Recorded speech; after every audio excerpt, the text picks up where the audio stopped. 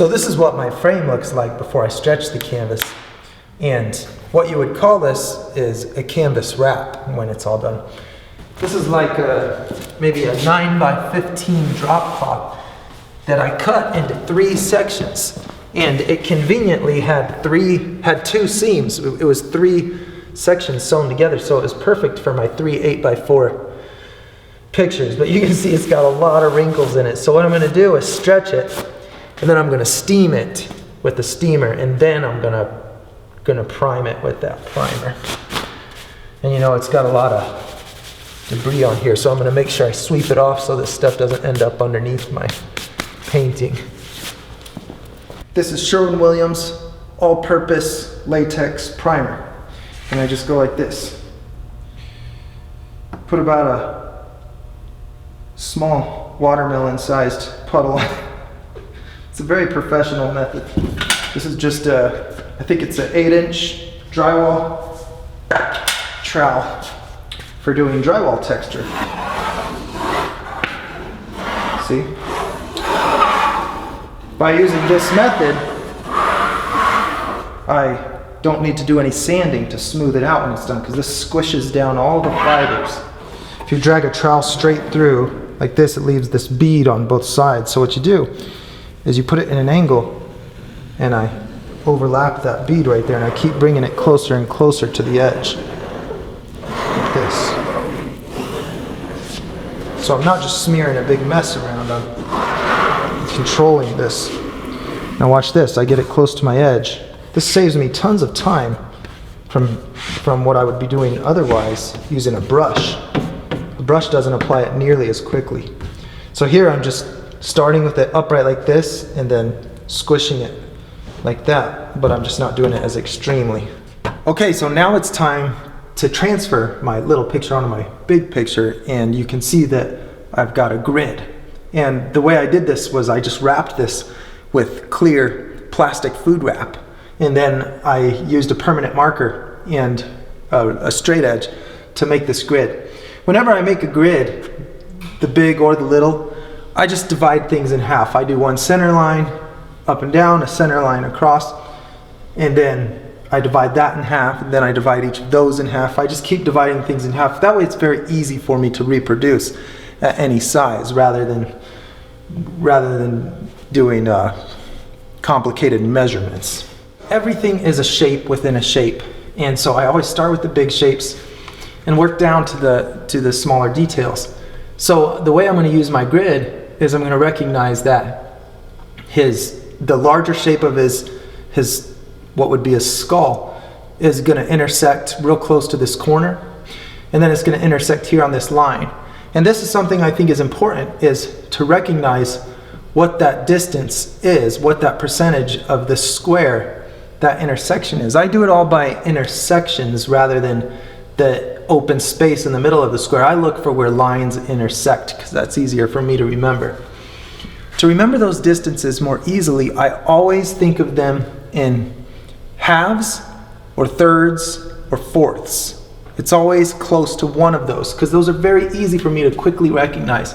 I can look at this distance where his beard comes down and crosses this line and say, that's a little bit less than a fourth of this total line.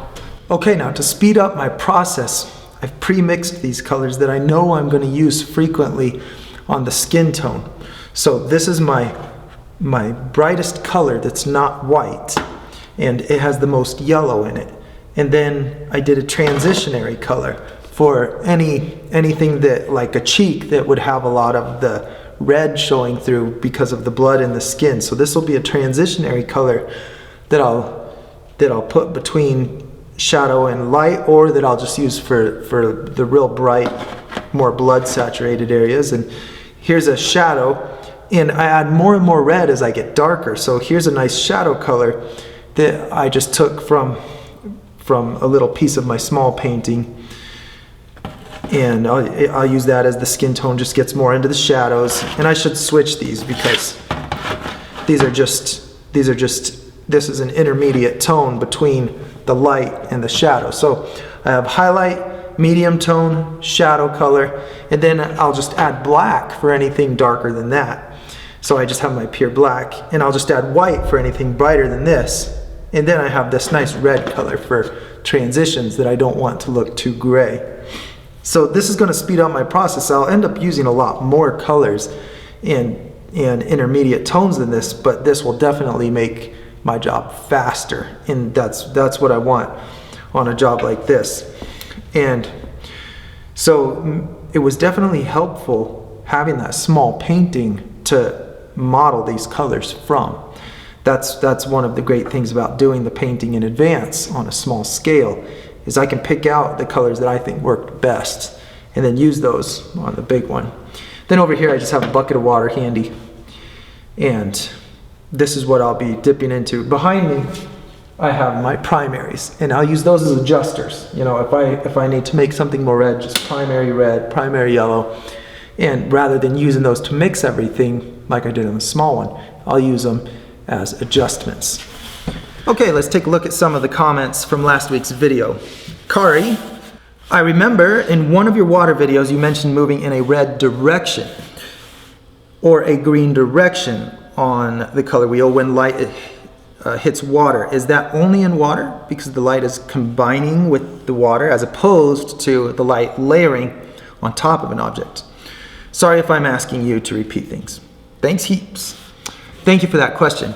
And it's a good one, and don't ever feel bad for asking me to repeat, because that is how I learn, and I'd be a hypocrite to expect anyone else to catch things the first time. If a grape is in the sunlight, let's say it's a purple grape, then it might be purple at its darkest part, but then as the light starts to light it up, because it has transparency to it, it becomes more red, then more orange, then more yellow. It doesn't just instantly, you can't just add yellow to that violet and get natural looking results in your painting. You have to follow the order of the rainbow, but not in total color saturation. It's always a degree of intensity. So, but you follow that order of color. That's different than just looking at the outer surface of that grape in the sunlight and just adding the color of the light to that surface, which is what you would do for just reflecting off of the surface where it's not shining through the substance. The difference between the two is, in one scenario, the light is shifting its hue, it's shifting its color as certain colors of the light get filtered out by the substance. So a green leaf, you see that same order, where at the darkest point the leaf, it might be more of a blue-green, but it gets more to a very yellow-green as the light is blasting through it. Where on the surface of the leaf, you just add white to that green and just have a lighter green because it's just that very light blue skylight. And you could add a really light bright blue to that green and get a similar result. The point is that's different than causing the light to change color as it gets brighter, where on the surface it's just adding the two, and to what degree you add each of the two colors. And then the other one is changing the color depending on the brightness that it has, if the light is getting filtered by that. That's what I mean when I talk about following that order of colors versus what I explained last week about things on the surface that transition to a different light bouncing off of it. Then at this angle it's one light, at this it's a different color. It's just between the two, and when you mix the paint, it doesn't create the natural light result, so you mix the paint strategically to simulate what that result would be. And that's why I was preaching about that light color wheel instead of just the paint color wheel. Nick Penley says, well, I'm going to risk public humiliation by confessing that I understood just about nothing that Joe endeavored to teach us with regards to the color triangle. However, I thank him for his time and effort. That's very polite of you. I think I'll just stick to my purple or gray shadow colors. There's nothing wrong with that. I don't want to get in anyone's way. The things that I explain are things that I explain because they helped me. I don't want to be that artist that says it ought to be done this way, you ought to be doing it that way. I just know how frustrating it was for me when I was trying to get information that wasn't published anywhere. And and that I didn't find anybody explaining in a comprehensive way. So I did tons of research to figure it out for myself. I think that that's a really good technique, using the violet and the gray as natural. It's going to look natural in just about any landscape picture. You just wouldn't want to use a violet on sunlight shining on, like the green leaf example. A violet color to a shadow on a green surface might look kind of weird. And then you wouldn't have very violet colored shadows in an underwater scene where there's not a lot of violet colored light coming from the atmosphere. There are scenarios where that violet might look out of place, but for the most part, it creates really natural looking shadows.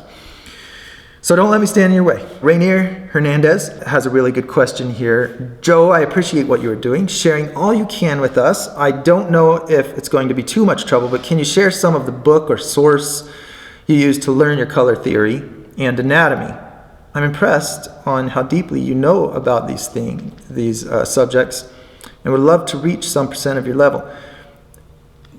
That is a great question. Thank you for that, Rainier.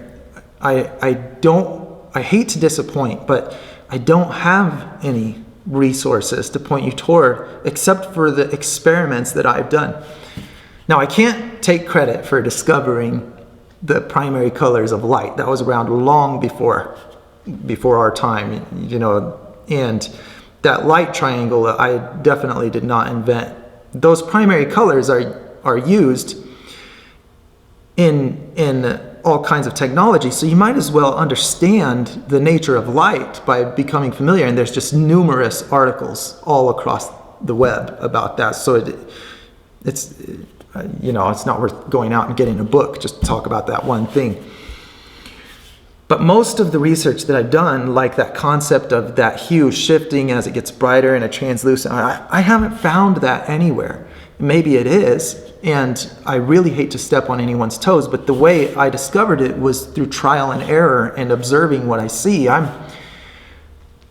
The way my mind works is that when I hear someone say something, that's just as valuable to me as any book. And if it causes a question to come into my mind, that question stays with me.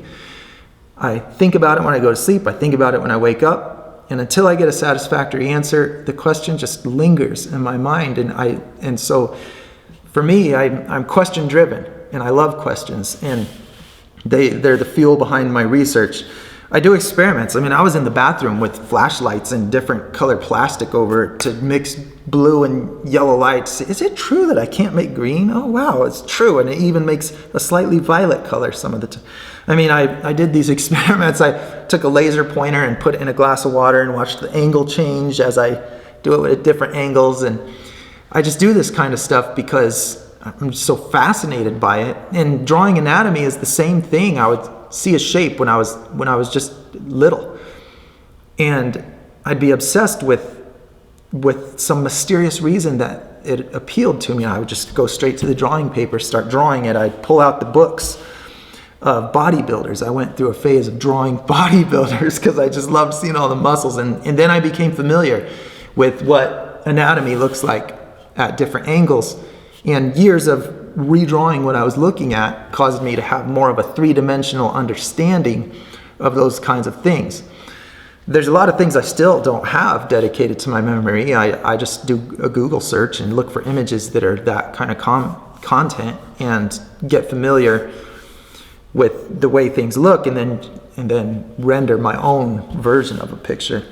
Like I said, I hate to disappoint, but the only materials I have is my channel to share what I've learned, and I try to put everything that I've researched on there. And please forgive me if I have failed to give credit where it's due for anything that I've said that others have already discovered. I'm sure there's tons of it.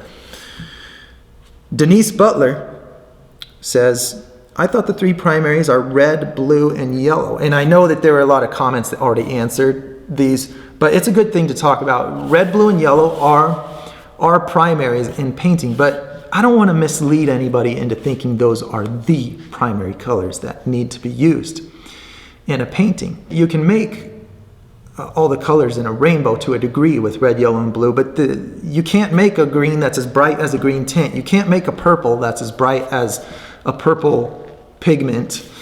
So really there is no exact set of primary colors. So a primary color is just a color that you can't make. And we can't make a bright intense yellow, we can't make a bright intense purple as much as we can when we just find it. And none of the colors of the rainbow really can be made in their full brightness by mixing, like they can just by finding some element or powder that already is that color, reflecting that light. So red, blue, and yellow are great primaries that cover the whole spectrum. And in something with a lot of muted tones like landscape, it's really easy to generate a whole picture with just those primaries. But you might as well become familiar with all of the colors that we see and understand that any of them can become primaries in painting. Zulfikar Ali Khan says, though I stay thousands of miles away, I really don't know how to show my works to you. Well, you can email them to me, joe@muraljoe.com. I don't always see all of my emails. I'm really sorry about that. There's a lot of them. But you can also just post the link in your comment. And a lot of the time on my Facebook page, that's also Mural Joe on Facebook, people will leave links in the comments there as well. And I always try to hit those links and check out those pictures. I love seeing your work. Shed's channel brought up a really good subject about the RGB versus red, yellow, and blue. Lengthy conversation that I don't have the time to repeat, but a lot of good comments in there. And I'll just take a moment to clarify that the red and the green and the blue, it can be confusing when you first hear about it. And like, why do I need to use this for painting if you're not familiar with it? But I guarantee that it's simpler than paint. It just takes time getting familiar.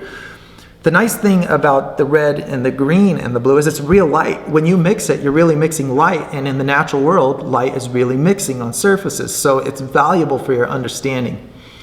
It does have differences, and so you'll notice on the color triangle that I posted on that video, the violet margin is bigger than the other margins. Well, I just noticed that when oranges mix with light blues, like a turquoise sky and orange mountains in the background, like Sedona, Arizona has the real reddish colored rocks, you get a lot more of a violet tone, where on the RGB system, it just makes a gray or even a greenish gray because it's just averaging the values. You don't need to understand all about that. I'm just saying that it can be a little bit different. So that triangle I tried to represent the natural world more. I'm not claiming that it's perfect. I just wanted it to represent natural light a little more than specifically the red, green, blue system on computers. But it's so valuable to understand. And your yellow paint is the result of you seeing a frequency that is stimulating both your what would be the two sensors in your eye that sense red and green.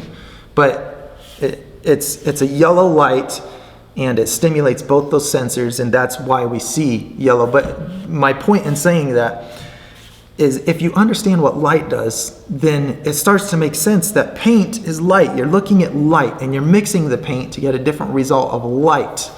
And everything you see is light. So why not understand first the light color wheel, then understand the complications that paint adds to that? It's, I don't know, I would compare it to something like learning an alphabet. I don't see it as extremely hard. It just, I think you first have to value that knowledge before it's something that'll start soaking in and making a difference in paintings. Capitan Hook says, Joe, I've done 2 murals in the last 2 months, March and this April. Get paid for that too, and I have to thank you because you gave me the self-confidence to finally do this. And I got a new assignment for 2 child rooms. Yeehaw! Thank you so much for sharing that, Capitan Hook. And thank you for the greetings from Germany. We went to Germany. I love Germany, and I would love to go back for a visit. So, Dankeschön for that nice nice report. Turbo, well, I'm not gonna say that username. We'll just say Turbo for short. Brings up a really good point. It looks like you alternate between at least three or four tones, and I'm reading only part of the comment. Do you pre-mix those tones and then dip brush randomly? Great question. I know on those time-lapse videos you see color, color, color, then mix, then color, color, color, mix. I almost never do it randomly. I'm kind of a control freak when it comes to color. So what you see me doing, and on this picture behind me, I mixed a set of what I'll call primaries that are not red, yellow, and blue, but are the colors that I'll mix to get all of the intermediate tones. And like when I'm painting rocks that have all of those tones, my strategy is always this: color first, and then black or white or both. If it's a shadow, if it's a light, if I need to make it more gray, if I need to make it more black. So it's always the hue first. Think of the rainbow. So when I look at any color, any tone that's not bright, I look at this and I say, okay, the first thing I'm going to identify is that on a rainbow is purple. It's just purple. And then I'm looking at it and I identify the saturation of it and how light or dark, how much black or white I'm going to add to it. So I would add black and white. If I was using paint, I would do the red and the blue, which would make a very dark purple. And then I would just add a little bit of white, and it would already be a very muted purple because the red and the blue make a purple like that.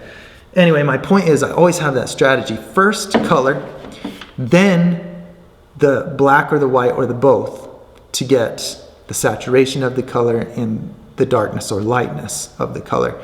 When I'm working on a surface that has all those different tones, I'll focus on moving from the color to the highlight, where I'll just do the red and then the yellow, and then I'll just add white to make the really bright rocks getting beat by the sun. Then I'll come back and do the red, then the yellow, and then the black to move into the shadow. And then I'll get into 3 or 4 or 5 color mixes when I'm trying to correct. So I'll do the red and the yellow and have an orange and think, oh, it's a little bit too saturated. And before I lighten it, I'll add both black and white to make it more gray. But then sometimes a shortcut to that is adding a blue that's an opposite color. And I just want to explain what I'm doing. I'm not saying you need to understand this and do it this way. That's just what's going on a lot of the time is I apply my color, and then if it leans too far toward an orange, I might add blue to kill some of that orange and make it gray at the same time, just as a shortcut. I don't know that that's better than just adding the black and white. I mean, I really don't know. It's just my way that I'm used to, and whatever I see laying around, oh, this will work, I just grab it and put it on. But it's always with the strategy, and I think that I've just become so familiar with the way colors act with each other. I'm just reading it very quickly and knowing that I can use this color and get it, and I'll just match it to what I'm seeing. There's always a strategy, and a lot of times it is a lot of colors, but I think the most helpful thing is to understand that method of first color, then highlight or shadow. Which way is it? Identify the hue first. And you might be surprised at how good you can be at this. Look at a real muted tone. Look at some wall that's kind of gray, and just say to yourself, does that look like a reddish gray, orange gray, violet gray? You might be surprised at how you can identify that, and then experiment with your ability to take that intense color, put it on first, and then mute it down or brighten it up to get to that color that you want to match. That's what I'm doing when you see all those colors mixing. And then I'm also trying to achieve that effect, in this case, on this painting, of that change of colors as a translucent substance gets brighter that I explained in last week's video. Hey, I know that that's a lot of explanation. I hope that it doesn't just generate more confusion. And I thank you so much for watching these videos and leaving the comments. I love answering them. So I hope to see you again next week.